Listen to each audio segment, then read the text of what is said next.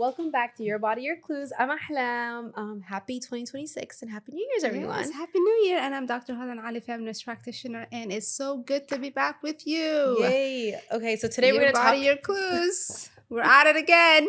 Yeah. Today we're going to talk about help everyone. First of all, we'll start New Year's. As you know, especially in America, everyone talks about like dream body, like I'm on a diet, I'm like on the gym. The gym's packed. I hate the gym right now because it's so packed. I can't wait for those people to give up their goals in 10 days. Like, you're not nice. I'm not nice about it. They piss every year. You're the same not thing. Rooting. But the thing is, I'm rooting for them, but I know it happens right? every year. Yeah. But it's so true. I went to the gym this morning. Now we're like 5:45, and I heard some were leaving. I'm like, where y'all going? Like the sun is not even out yet. Yeah. And then, so the gym I go to is like glass. You can see the treadmill lined up, and people are like, "I'm like, it's all full already." 5:45. Yeah, they're on it, which I love. Yeah, but it's January. Let's see February and March. Just makes my life harder because, it makes me very sad that people focus a lot about just the physical element of being healthy and not how they actually feel. And so this episode, I really want us to talk about like health goals people should have that's going to impact how they feel. Yeah. Because I think it's all about like looking is nice. Okay, yes, you have that, but how do you feel? The vanity of it. Yeah. It's fine. Yeah. No, absolutely. I think looking good, feeling good are interconnected. Yeah. But one can't go without the other, right? So it's a new year. People are kind of, evaluating, where they're at and what they want to change and all that stuff, which is wonderful. But I always say to people, like, you have to be also realistic. I think New Year resolutions has just become kind of like blah, right? But what I always advise my patients is, listen, identify two things you want to work on that you can achieve, right? Because again, setting a goal without, a realistic plan, it doesn't help either. Being active has to be your priority in 2026. If there was any activity that we can put in a pill that can really significantly drop weight, insulin resistance, blood pressure, gut health, hormone issues, mental health, sleep, it's physical activity. Yeah. If I can put that in a pill, it is the cheapest treatment ever. And I'm not talking about needing a fancy gym. I'm talking about 20-minute walk. Stretches, body weight, right? Go up, down the stairs in your house 10 times, right? You need to activate your muscles, right? Start slow, even if it's 10 minutes a day. Consistency for 60 days, 90 days, and your body, this is the other thing too, is that people don't realize, if you do 10, 15 minutes a day for 90 days, your brain rewires and it starts to want the activity, so you miss it if you're not doing it. Right? So it becomes like part of your everyday too. So that's, I think, like, and I think people get it, but oftentimes you don't, we fall out because, again, we start going to the gym at 5 a.m. and we're running and we're lifting and whatever, and it's overwhelming. It's not incremental, right? We start hard, and then by the time March comes, we also compare our day one to someone's day 365. Or like, I've been going to the gym, I would say, like for like 5-6 years now. And so like if somebody was to look at my routine, they'd be like, this is insane. But if you try to, I cannot do what I'm doing right now on my day one. Like, you have to start slow. And I think even with running, like, people, like, you're supposed to be able to talk in your runs. Like, you shouldn't be that out of breath. And so, okay, so my first question to you is, what are two goals, let's say, people should have for 2026 when it comes to their health? So the first one you said is physical health. And your mental, I think we don't talk about a lot. Our mental well-being. Right? Because we live in a world where it is moving so rapidly that our brains are constantly being bombarded. And we see the outcomes of that, right? There is not a day that I don't see someone who's anxious, depressed, this. Yeah. And a lot of it it has to do with fight flight mode chronically. Yeah. I want people to pause because pausing doesn't cost you money. You don't need to have extra resources. You just need to give yourself 10 minutes to just sort of take stock and figure out your day. A little bit of a control in that sense relieves so much. I think people don't really capture how powerful that is. Yeah. In a world that seems to intimidate us, there are small things that we can do to anchor it. So if there's anything I can really strongly advise for 2026 is movement that is consistent, not dependent on your mood. Yeah. You don't need motivation. I'm not motivated half the time when I'm exercising, but I do it, but I come out motivated. Every time you go to the gym, you always come out happier. Happier because all those endorphins are hitting, right? I've not met a person who felt depressed coming out of the gym, period. Or going for a walk, right? You feel better all the time. You feel better. We all have YouTube, right? Put a 20-minute, video and do what they're doing. Yeah. That it doesn't cost anything, but it needs mindfulness, right? And like I said, take time for you. Find an activity that you really bring down a notch, right? Or notches for some. And it has to be, because again, our nervous system is so hyper activated, it is out of control, right? The nervous system with stress, it is constant alarm for every body part, every organ. And the biggest one that gets hit is the brain. You get fatigued, you get confused, right? You get agitated. How many people do you see, you look at them and they're angry? Not because anybody probably done something to them at that moment, but it's just the state of being. Road rage, you see it, right? People are just chronically pissed. Yeah. Because by 9 a.m. they have seen things that you're not supposed to see. Yeah. So you have to have that Zen moment in your life. More than anything, I think that is the first prescription. Yeah. Because when you do that, life becomes a little bit clearer. Do you know what I mean? Then we can talk about the food, right? But if you're not anchored and centered, you're not thinking about wellness. You're not thinking about what you're eating, right? Because a lot of that is like when you see people just eating out of sync and out of control, is because their nervous system is heightened. Yeah. And the body's way to doing that is it wants glucose, it wants sugar, it wants because it's like a loop back that kind of reinforces it. So somehow you have to break it. And for my patients, I always tell them, start small. Give me 5 minutes. When you get out of bed in the morning, before you go out, for my non-Muslim patients, right? And for my Muslim patients, I'm like, are you praying your salat? If you're not, let's start. Yeah. And take longer in sujood. Yeah. When you're doing your wudu, take your time. Yeah. There is a method to the entire deen and how it is set up. Yeah. And I tell people, right? If you actually were intentional,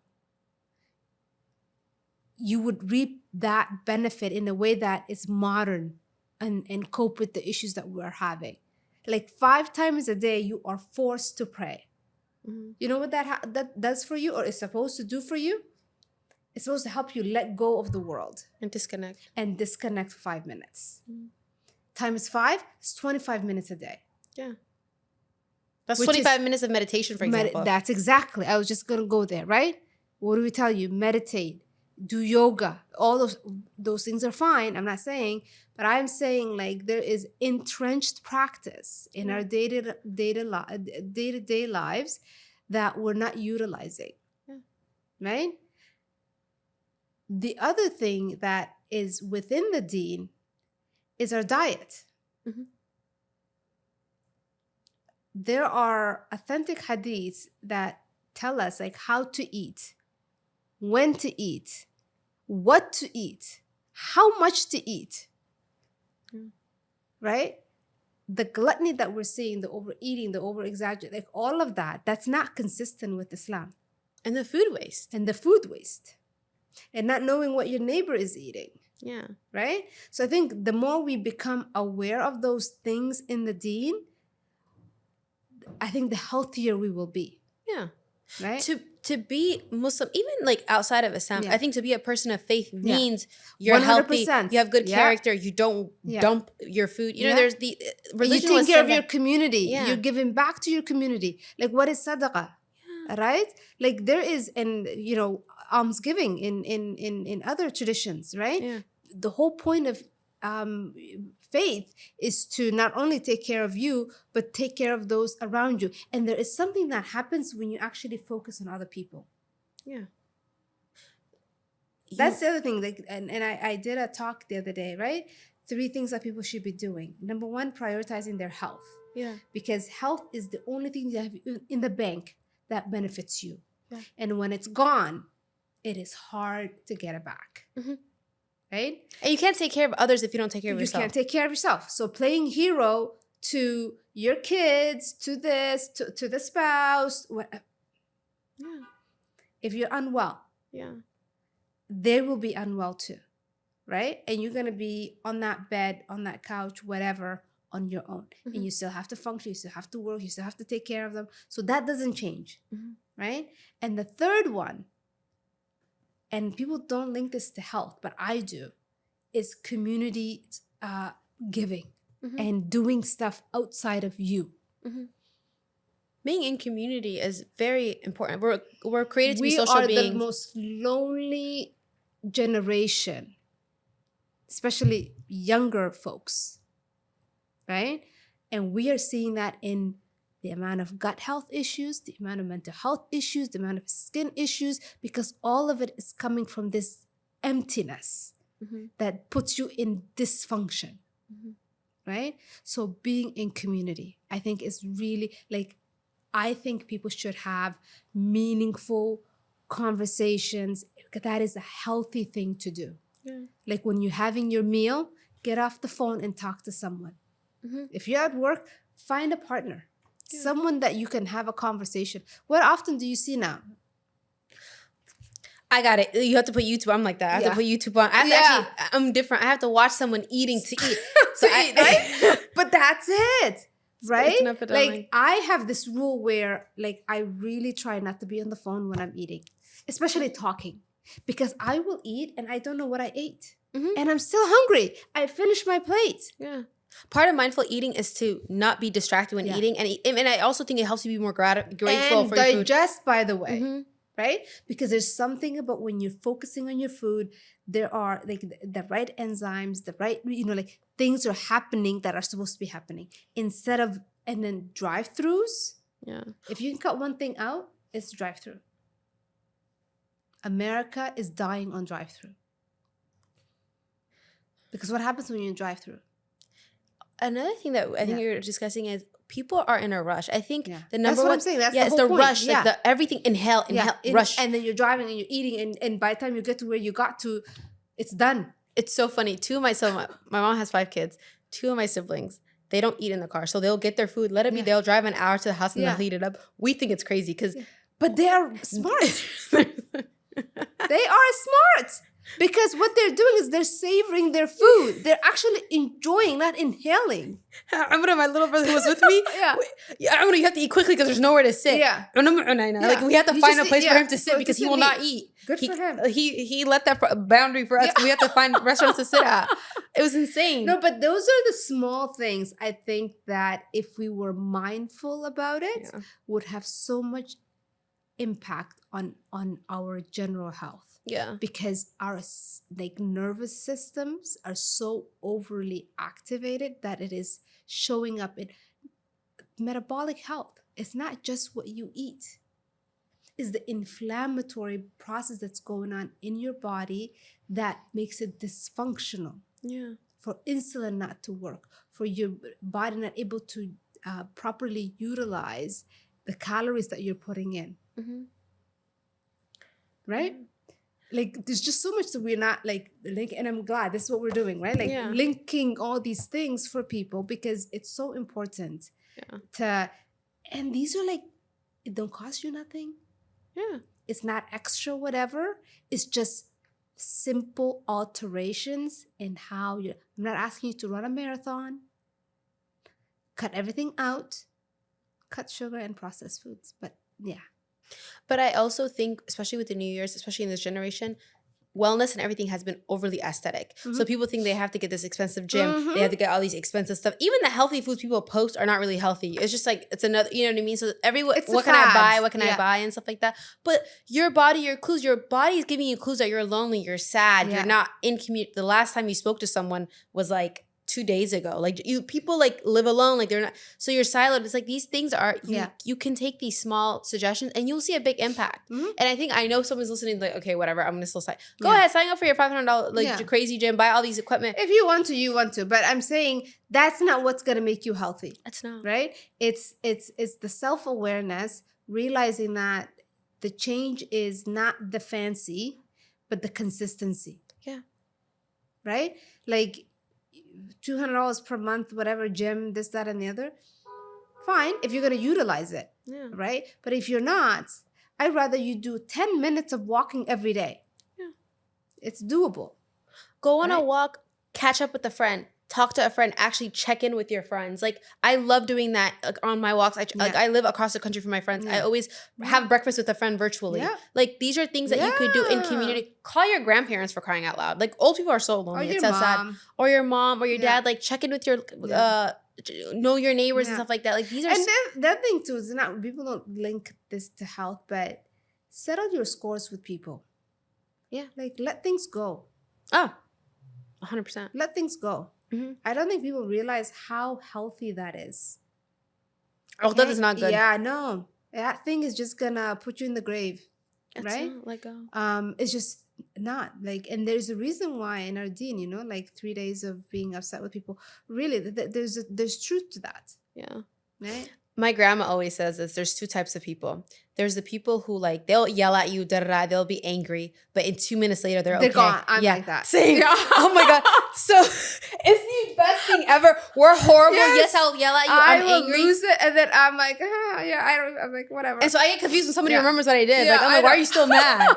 Like, whenever we'd go home to my grandparents' house, like some of my cousins are like that, and they're like bringing up 2 years ago, you said this to me.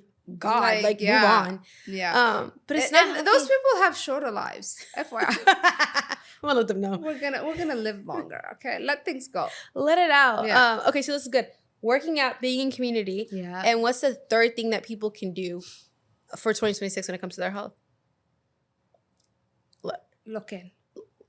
Letting yourself go. Like literally giving that time that I was saying. Give yourself like withdraw. Yeah. Right? In the morning, every day, find that inner peace. Yeah. Whatever that is. Like, we need to have emotional regulation. Yeah. Something that I really recommend, I know everyone says, and people listening, you should not unlock your phone within the first hour of waking up. Yes. Like, that is one of the worst things you can do for your health. Because what you're doing is you're instantly raising your cortisol level. Yeah. Right? Because you're going to see things that are going to just whoosh, hit you. And you don't know what's coming. Like, you shouldn't unlock your phone and see a dead kid. Like, I'm sorry, that's insane. You just woke up. Which is very normal now. Yeah. Or mass shooting, or this happened, or that happened. Yeah. You should not. Like, that's a number. That has been, like, and also have a morning routine. I think people glamorize morning routines online and stuff like that. But your morning routine, it depends on you. You know your body. Maybe you don't like working out in the morning. You know what I mean? And it could just be a nice, gentle walk for 10 minutes. You get your coffee, do what you have to do. But everyone's morning routine should have something where you disconnect and you feel recharged. Don't wake up an hour before work. like have a life outside of work and a life outside, like after work as well. Balance. I used to do, like, I work from home. I would wake up at 8:50 at times. And get on the thing at 9 at 9 o'clock. And I'm like half asleep, like a fight, like the world's ending. And I feel very like anxious because I feel like I miss it. Yeah. But waking up a few hours before, like the world is so brighter. Yeah. I do have an afternoon crash, but it's ideal. You can take a quick nap and stuff like that. Yeah. But again, those are, listen, I think the afternoon naps and the crashes are being a bad name, given in that bad name, right? Yeah. Your body needs to reset a little bit. You need to just clock out. That's what that is. It's not a pathology. It's not, right? Like some of us, not everybody needs it, but some of us just need to close their eyes for 15 minutes. Power napping is normal in the world. Yeah. Have you heard of siestas in the Middle East, in South Asia? People go home for lunch and they take a break. Yeah. Right? For an hour. And the reason is you need to what? Reset. Bring it down a little bit. Because especially if you've been up since after Fajr, let's say 6 a.m. You've been up since 6. It makes sense around like 1, 2. You're kind of feeling it. And maybe make your lunch a little bit delayed, or just take a quick nap during lunch and have the rest of your day. But only in North America is that penalized. Yeah. Right? Even in Europe, like if you go to Italy, France, afternoon breaks are very, very common. Shops are closed in the afternoon.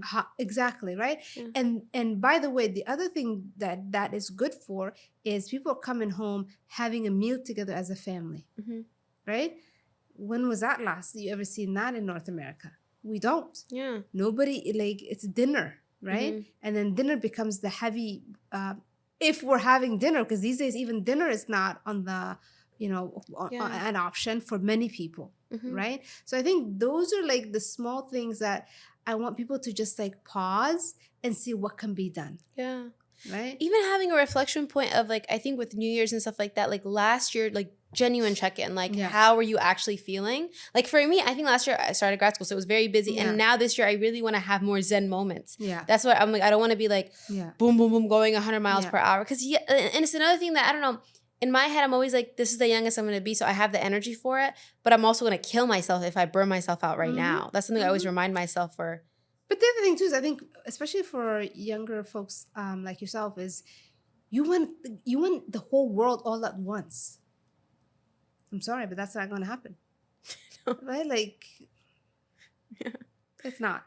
Right? 100 miles per hour. Right? And you are going to, they burn out by 30. Your body and your brain is like you're 60. Yeah. Right? Because you would overdrive all the time. Yeah. Thinking that you can do this. It's like, where are you rushing to? Yeah. Right? If you can do 2, 3 things, great. But you don't need to do 10. Yeah. Right? Like, and I think people, and there's a thing about oversharing, right? There is, I see so much online and I'm like, I don't know, like, no, it can't be that perfect. Like, how? Like oversharing as if people saying personal stories. Yeah, but not only that, like the perfection of it.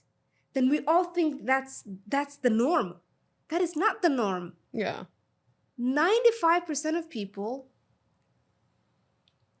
are not living pretty lives like that. Yes. Right? Like my plate doesn't always look also whatever. Oftentimes everything is put together and you're eating. Can we talk about it? Like, people think healthy eating has to look so aesthetic. For a long time, I wouldn't post my, like, I would get I still get, whenever I post my healthy eating, they're always a negative comment. Yeah. And I'm like, I'm sorry. Yeah. It's nobody eats an acai bowl that's aesthetic and like, nobody has time for that. I'm like, can I tell you, I eat like most days, my food is so boring. Yes. Right? And if you're having exciting like food, good for you. I just want to know like how you're managing because you're cutting up. No, you have to cut up a specific way. I don't have the time to have 30 different groceries. Like I change my list every week. I try to have like diversity, right? We're going to talk about fiber and all that stuff. Yeah. But for me, being prepared is so important because if I'm not prepared, I'm eating the world, right? So to prevent that, there are like staples in my house.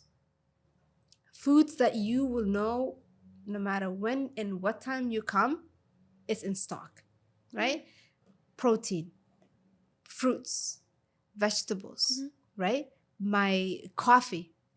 I'm a coffee girl. Like there are things that I know And if I'm not prepared like that, I'm either going to eat out, I'm going to come home and just do whatever, right? Yeah.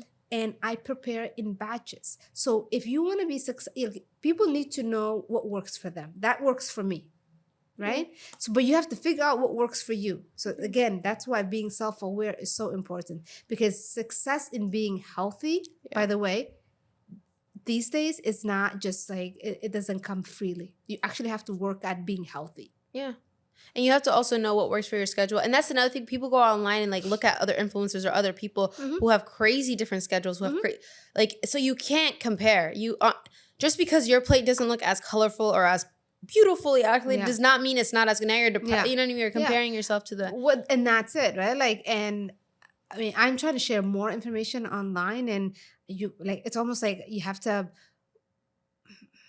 I was my roommate when she lived with me, and she was like, "Ahlaam, you ate so healthy. You could please share these stuff online." I said, "No, they bullied me. Like I always, I'm literally getting my master's in nutrition. I'm becoming a dietitian. Food is my world. I get on edge when I share online what I'm eating because the comments are so nasty. People attack you. It's like that looks disgusting. And I'm like, I'm sorry.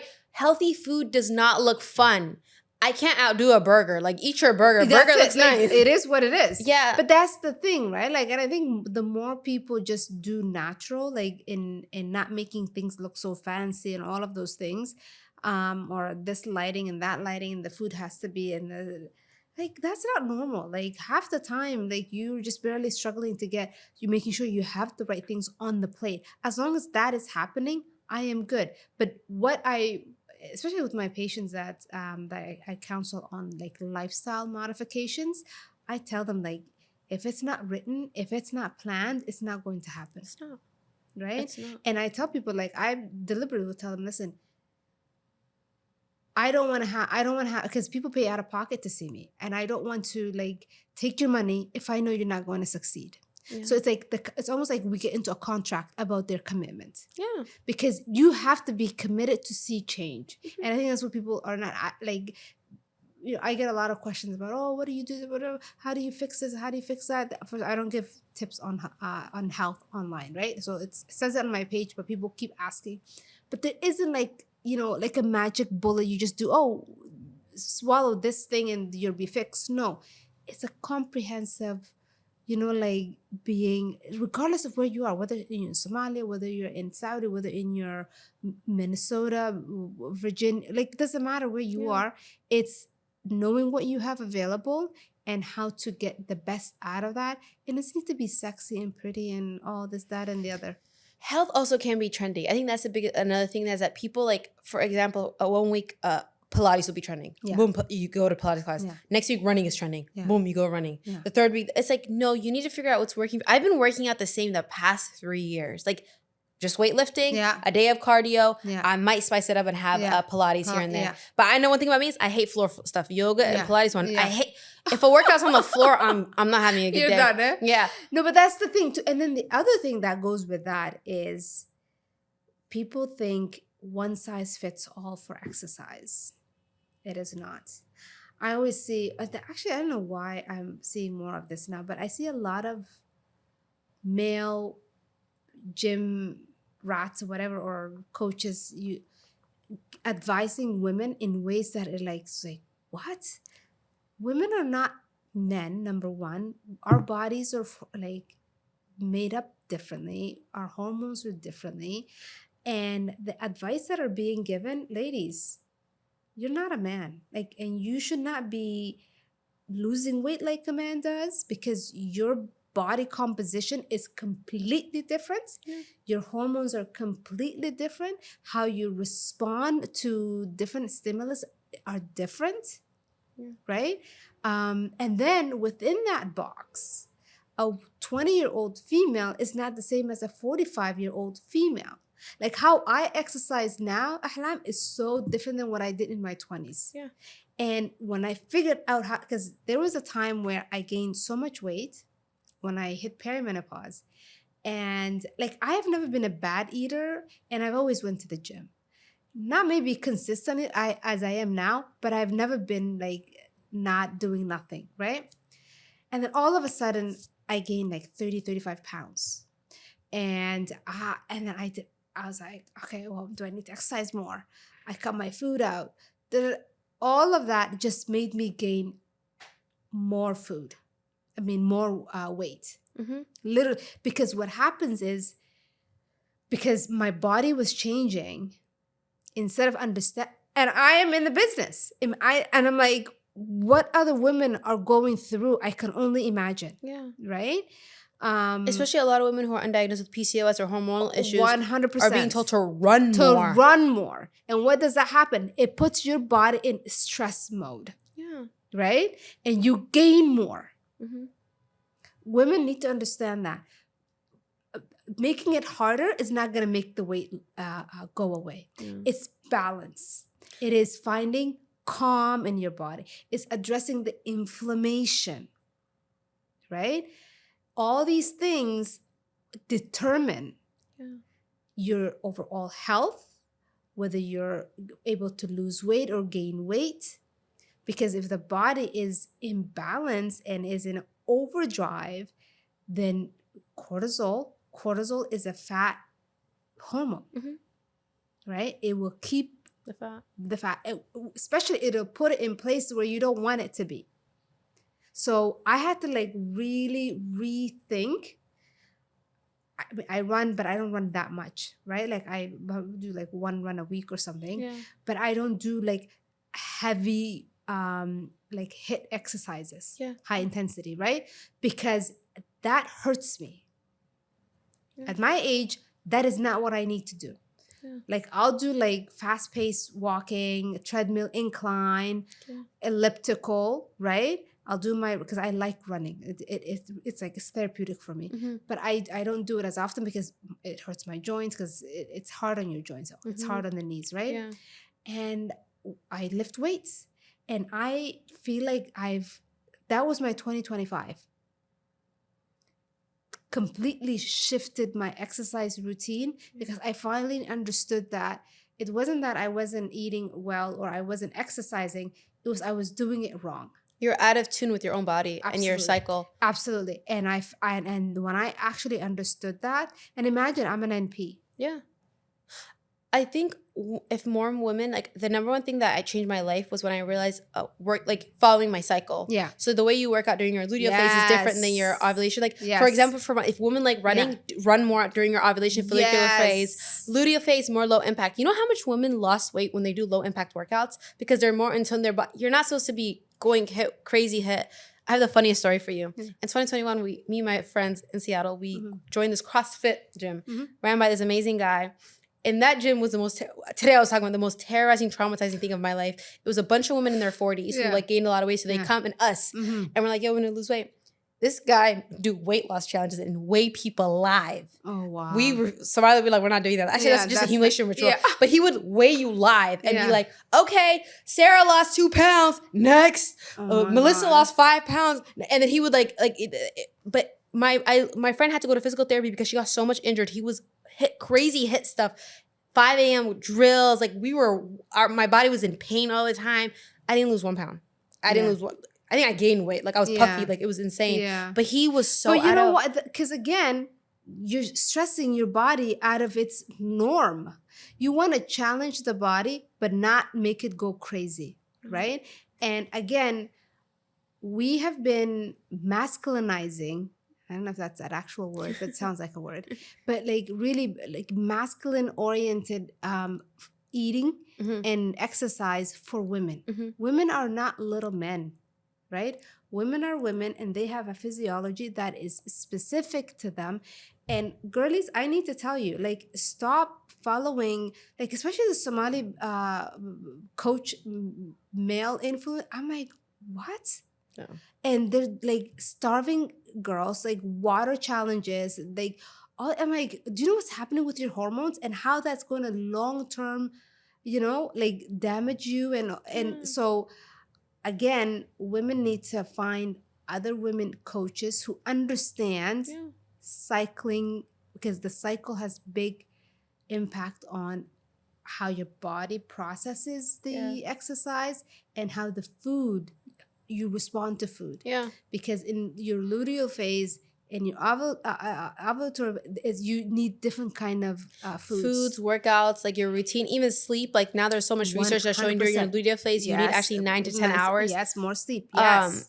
So I think like, and I also think estrogen drives a lot of this. Estrogen progesterone balance is so key. Yeah. And when, again, estrogen is when you got a lot of, progesterone is when you're calm, right? So you need to understand what you need more of that. Yeah. If you need a lot of like thinking, it's your estrogen phase. Like you need to do that. Mm-hmm. When your lalida, progesterone is heavy, like life is quiet and calm. If you're stressing your body when you're supposed to be calm and all of that, then what happens? Body responds with inflammation, with cortisol. Yeah, yeah.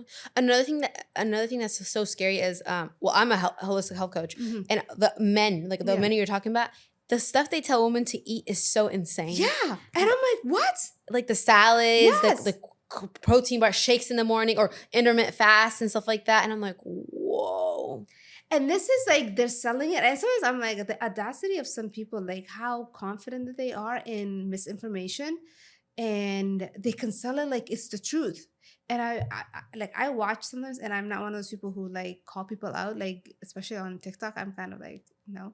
But I'm like looking at it, thinking like, and people are buying that. Because people are so desperate. Like I think as women, especially like if somebody gained like 20, 30 pounds, like you're like, what's going on? Yeah. And like the first thing is not like, everyone's telling you, oh, go to the gym, stop eating. But it's like sometimes you need to go to see a doctor and run some labs and figure out what's going on. You might have a thyroid issue. You might have PCOS. Your endometriosis might be, like, there's so much things. You're on birth control, baby girl. I'm sorry. Like that's one of the side effects. And that's the thing too, right? Like there's no context. Yeah.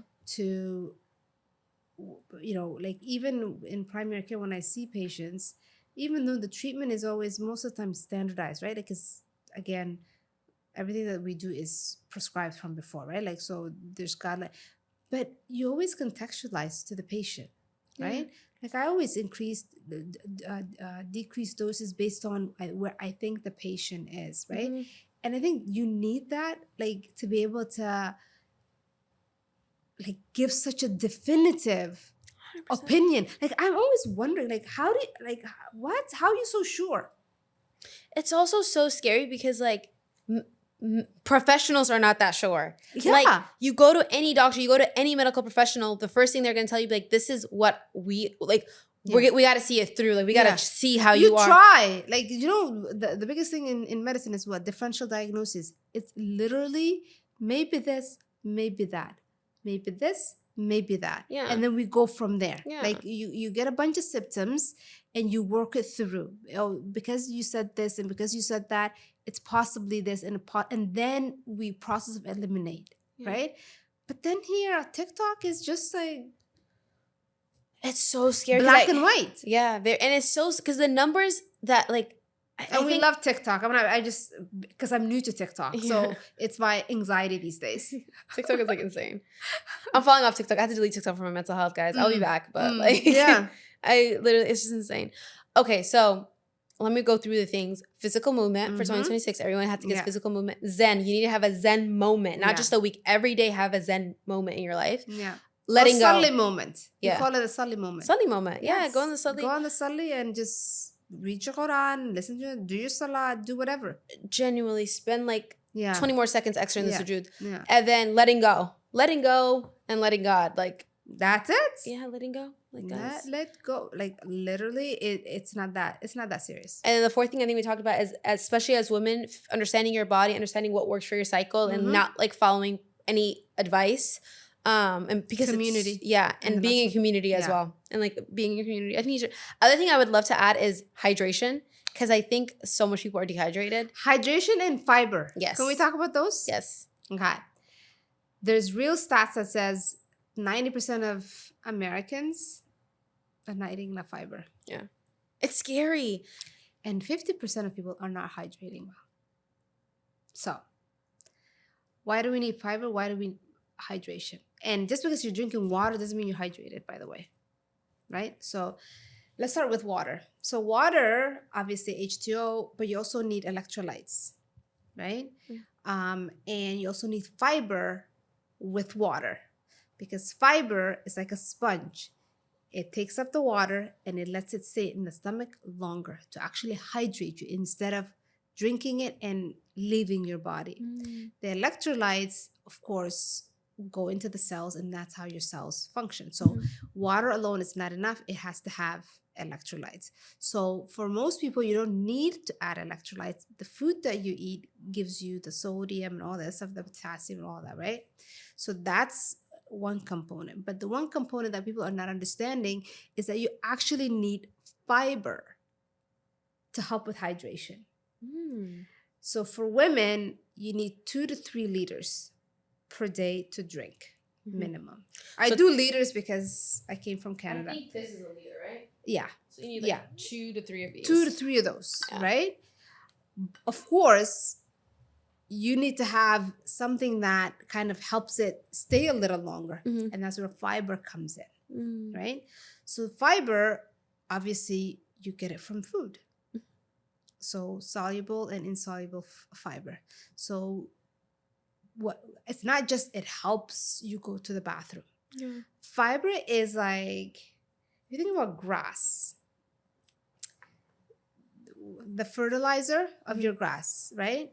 If you're using fertilization or whatever the natural process is, that is what fiber is for your gut microbiome. It actually feeds your gut microbiome.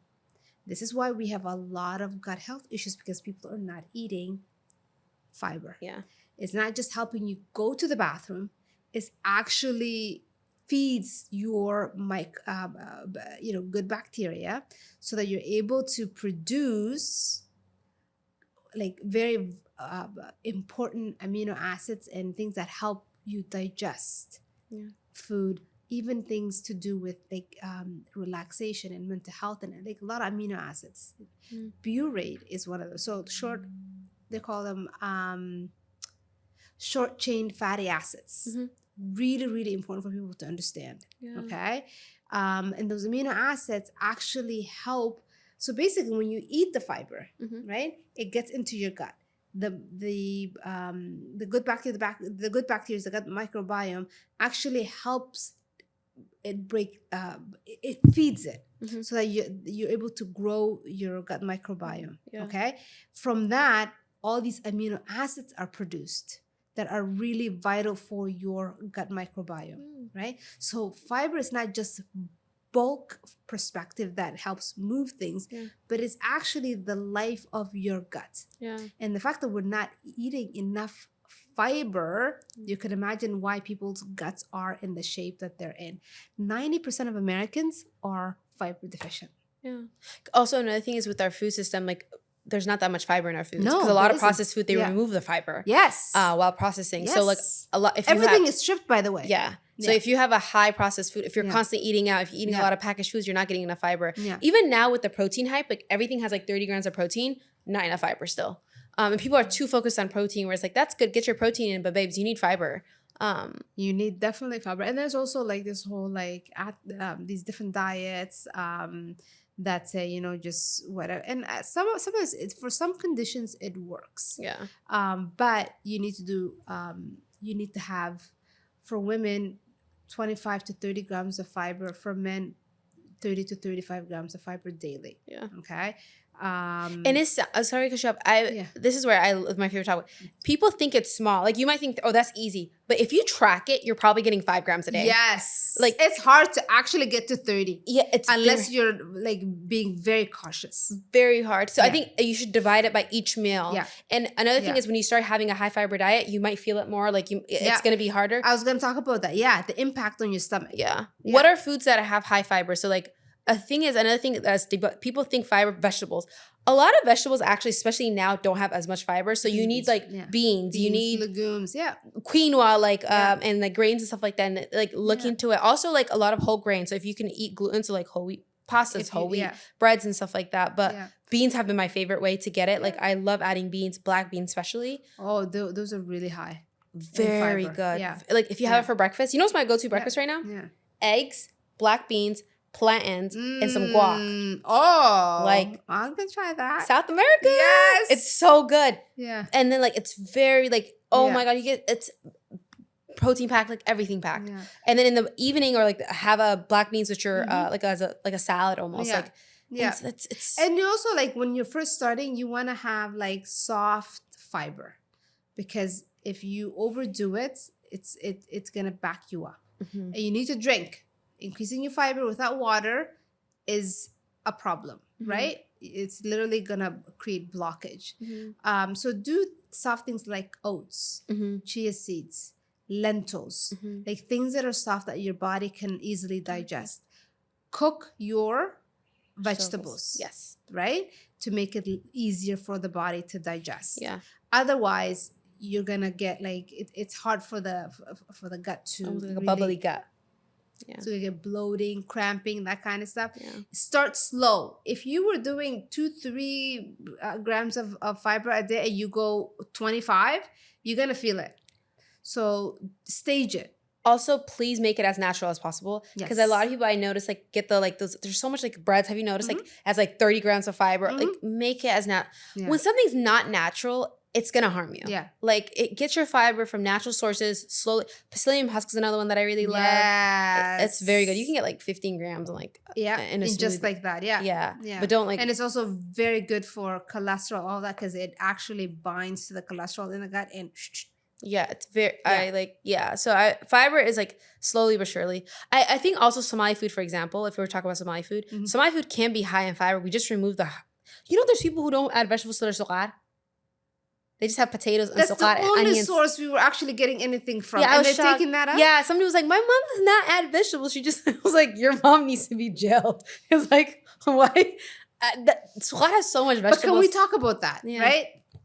Please, mothers, like, can we, and I'm sorry that we need to pick on the moms because they're the ones primarily who do the cooking, the shopping and the cooking and all of that, right? Like, when the kids are little, they need to eat vegetables. Like, there's business where like, oh, they don't eat vegetables. I'm like, why are they not eating vegetables, right? And even raw vegetables from when they're little, because it's about palate. It's about learning the taste of, because when they're 10, it's going to be hard to teach them at that point. Yeah. But also, you are what your parents eat. I'm sorry. And you eat that too. Yeah. If you and your husband are constantly getting Chick-fil-A, drive-through and stuff like that, and you expect your kid not to eat it, I'm sorry. Like, that's all they're going to want. So it's like, But the other thing too is maybe I was a hardcore parent. There were no options in my house. You're an almond mom? I'm telling you, you're eating what's on the plate, and it's colorful plate. Like you got your orange, your green, your reds, your meats, and there's no snack. You can leave, but there's no snacking in the evening if you're not having. So, my kids like, it actually after a while it doesn't become a hassle. Yeah. It just initially until the kids understand that like this is the norm and this is what we're doing, right? Yeah. You have the choice to eat it. But if you don't eat it, there isn't other things for you to like. This is it. Yeah. I think it's also so hard because in a lot of households, like they have other kids. A lot of people have a lot of options. Like if they're not going to eat the asha tonight, they're just going to put chicken nuggets and fries in the air fryer, and they have their meal and stuff. So, but those are like when I talk about convenience before, I think convenience is killing us. 100%. Yeah, like literally, like the more convenient we get with things, the more harmful it is for our health. Yeah. Right? Like we're talking about food. We're talking about just moving. Right? We're no longer wanting to go and when's the last time you went to the bank? Oh, I went to get cash out because Saudi. I was scared my card was. But that's only no, I don't want to go to the bank. But everything is like online. Touch, right? Yeah. Even whatever food is delivered to you, and it's just a button away. You know how much I hate food delivery? And this is where I'm going to sound like a pick-me. I used to hate admitting that I like to cook, but I genuinely do like to cook because when I cook, my stomach doesn't hurt. So I know what to put in my body. Yeah. But Uber Eats scares me, especially when I know there's food in the house. If you're my roommate, if you're my family, this is where you guys get annoyed with me. To me, I'm like, you could just quickly make a meal. Yeah. Like, why are you ordering? Like, I like it's like, but you could just quickly make sugo. You can quickly you could just make a sandwich even. Like you're waiting, you're ordering, and now your stomach hurts. Like I'm like, I think like. Reduce that's a goal everyone should have. I think they should reduce the amount of DoorDash, Uber Eats you're having and stuff like that. Just in that, honestly, if that is your thing, cutting that or even reducing that, you will see a significant change in your health. Yeah, 100%. Yeah. Also, I was hypocritical because I used to not order Uber Eats orders, but I would go out to eat a lot, especially living in this area.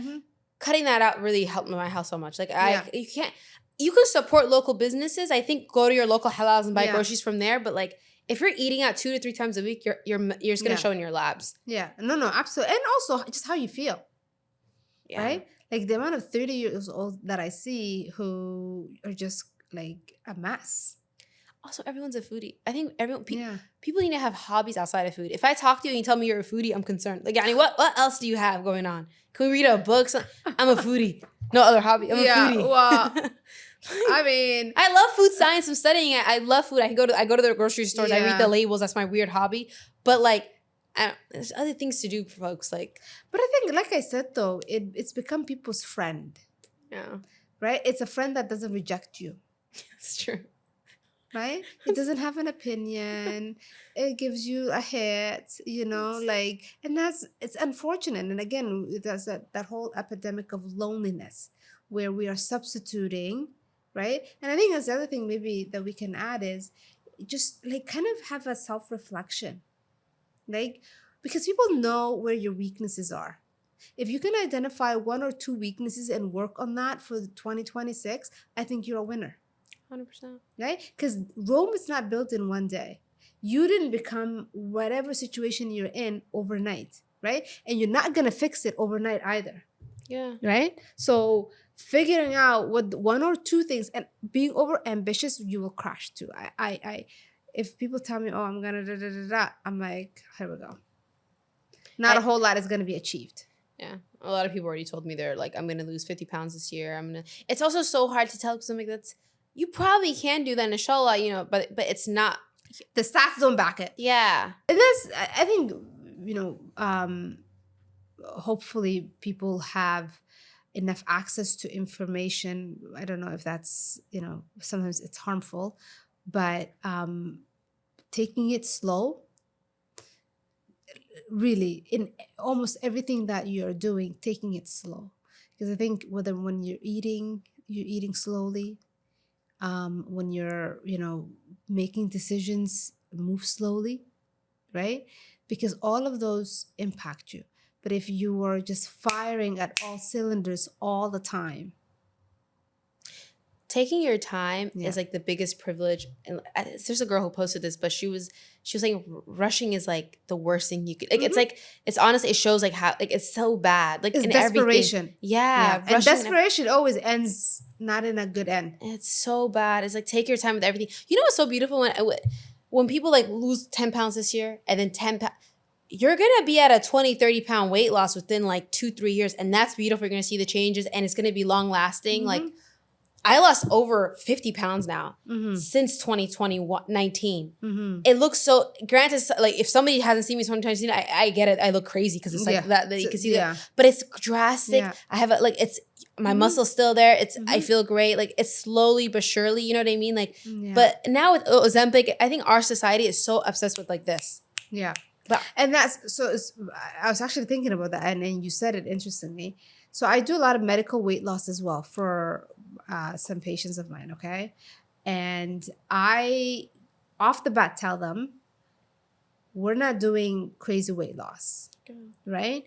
Because, you're just going to come crashing. Yeah. Right? Like literally, it's not sustainable. Medical weight loss, Ozempic and all the other ones, tirzepatide, those are tools. They're not the thing, right? It's supposed to help you change your lifestyle. So I'm always like food, exercise. Are you building, muscle? So they literally my clients don't lose like more than 2-3 pounds. Even that's actually like on the higher end, 1 to 2 pounds a week. Like we don't do more than that. I don't actually encourage them to do that because if you lose like 3 whatever pounds, first of all, that's muscle.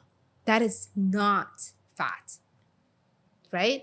And that is something you should be concerned about because you don't want to do that. Yeah.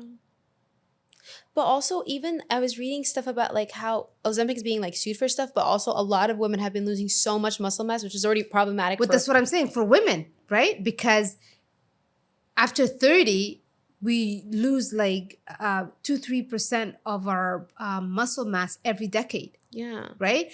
And we're not starting great to begin with. And I don't see a lot of young women building muscle anyways when we're younger. Yeah, because everyone's trying to be skinny. Right? If I can relive my 20s and my 30s, I'll be lifting. If there's one advice I would give women is lift. You're stronger. It gives you so much momentum. Oh my goodness. And it controls your weight. It controls your insulin. It like you're just physically stronger. Yeah. Right? From like strength perspective, you're present. You're not frail. Mm-hmm. You know, like there's the whole lot of like pushing towards women being skinny and all of that. Yeah. You want to be fit, not skinny.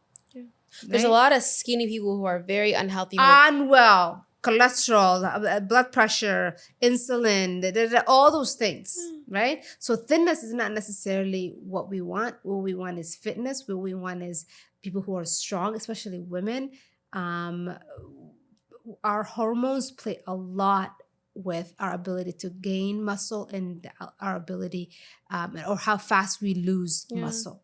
Especially if like women are becoming like new moms and stuff like that, especially postpartum, like you need to be, you lose a lot of like calcium, you lose a lot of bone density. Like it's like, that's why like health advice for men and women is automatically different. If you see somebody advising both genders the same, like that's a way for you to like problematic. Yeah. You should know that because if everything, first of all, health is never blanket statement.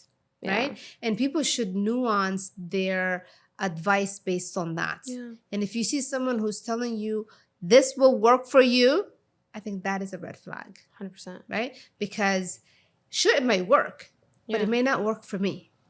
No, just don't know. And that's why people get disappointed so often because it's like a fad. You'll see like, oh, this product made me, you know, or made my mom lose this, that, and the other, and all this happened and the world changed. And then, you know, our people, everybody, whoosh, right? And then it's the other spectrum of like the pushback, right? Mm-hmm. So avoid all of that. Be cautious. Think about the choice that you're making. Think about not everything that you hear is true. Yeah. Question. Open your phone or laptop. Look things up.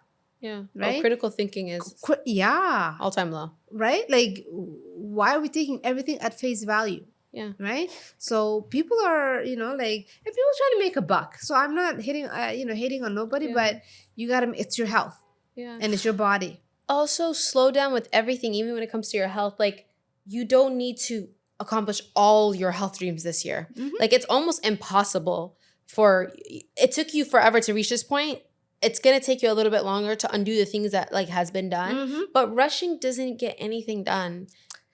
But we live, like I said, everybody's trying to... Even with Ozempic, like I think people are so obsessed because they saw like the celebrity lost like 50 pounds. And they're like, oh my God, I'm going to go. I would need to lose this 50 pounds just like the celebrity. But it's like, this is fake news. Like you don't even know if that's true or like... But what do they have? They have a full-time chef, full-time trainer, nannies for their kids... the 5 hours in the gym a day, whatever. And again, they get paid to look a certain way. You don't. Yeah.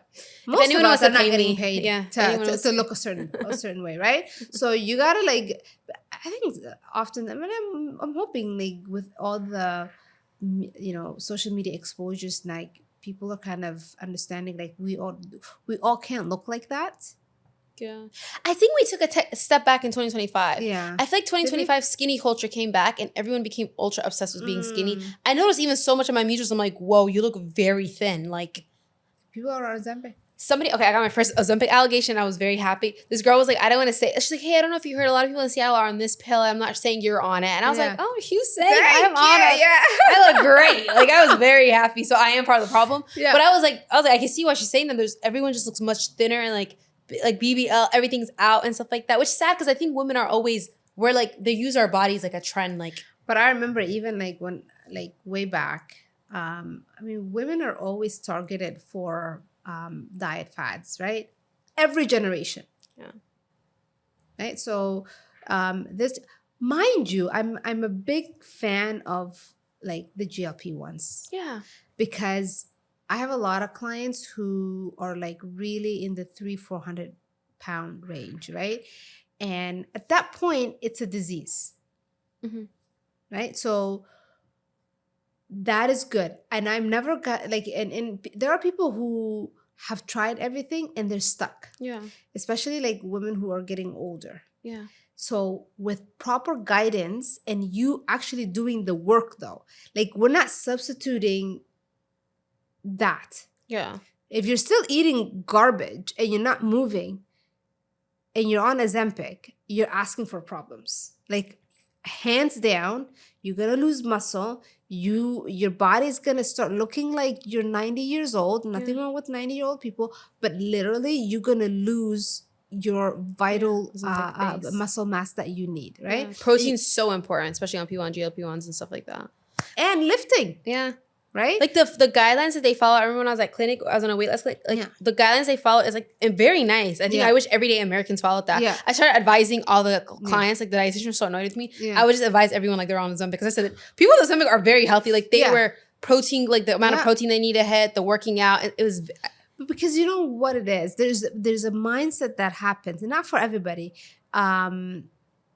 Especially people who have medical advice when they are taking, because right now it's just mail order. You can just fill out some form and you get mailed, right? That is dangerous. Very. Like you should not be like, you should be under the care of a licensed practitioner to be able to help you use it properly. Because it's not just take this, right? Like I like titrate based on my patients, like where they're at that week, right? And if you know they're feeling a certain way, I'll go down. If they're feeling a certain way, or they're like really feeling, you know, like they're kind of hitting a plateau, we'll bump it up, right? And again, that is how it should be, and it should not be just you self-managing. Yeah. And a lot of harm is coming from that, the self-managing, because people are not encouraged to do the physical activity, to diet properly, right?